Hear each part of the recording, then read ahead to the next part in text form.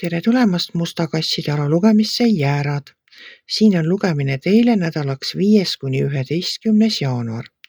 Ma olen teile siia valmis võtnud 7 kaarti ja vaatame, mis neil kaartidel teile siis selleks nädalaks öelda on. See nädala üldine sõnum on mõõdukus ja tasakaal. Mõõdukus ja tasakaal. Sellel nädalal ma ei soovitaks kellegagi vaielda. Tuleks iseenda sõnadega ettevaatlik olla.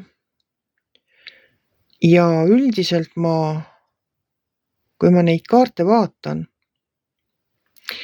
siis siin all on see mõõkade 7. Tema on minu jaoks selline kaval müügimees, kes tahab teilt nagu raha, midagi teile müüa, aga see, mis ta teile müüa tahab, ei ole kvaliteetne. Et sellel nädalal ma ei soovita teha suuri oste, suuri väljaminekuid, sest müntide 5 siin all tähendab minu jaoks vaesust. Et olla kõigis oma tegemistes mõõdukas ja tasakaalukas. Olla sõnadega ettevaatlik. Aga muidu ma ütleksin, et on teil hea nädal.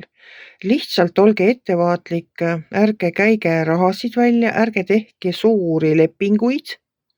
Kui teil on plaanis mingi suurem väljaminek, siis sellel nädalal ma seda teha ei soovita. Te võite lihtsalt saada petta. See müügimees ja vaesuse kaart siin teevad mind ettevaatlikuks. Aga see on ainult soovitus. Lepingud lugege läbi, olge oma sõnadega ettevaatlik, ärge vaielge kellegagi.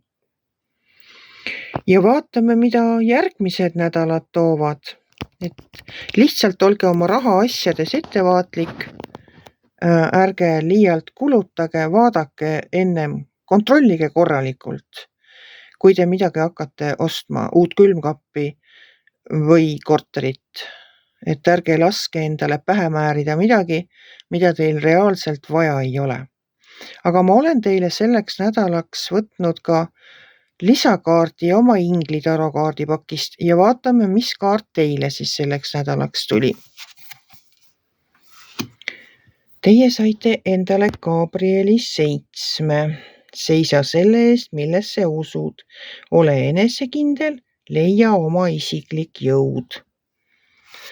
Et võib-olla siis tõesti sellel nädalal pühenduda oma tegemistesse, mitte sõlmida suuremaid väljaminekuid nõudvaid lepinguid, kontrollida kõike, mis teile pakutakse, lugeda läbi lepingud, pühendada ennast oma plaanidele, mida te olete plaaninud selleks nädalaks teha oma tööd rahulikult ja vaatame, mis järgmised nädalad toovad.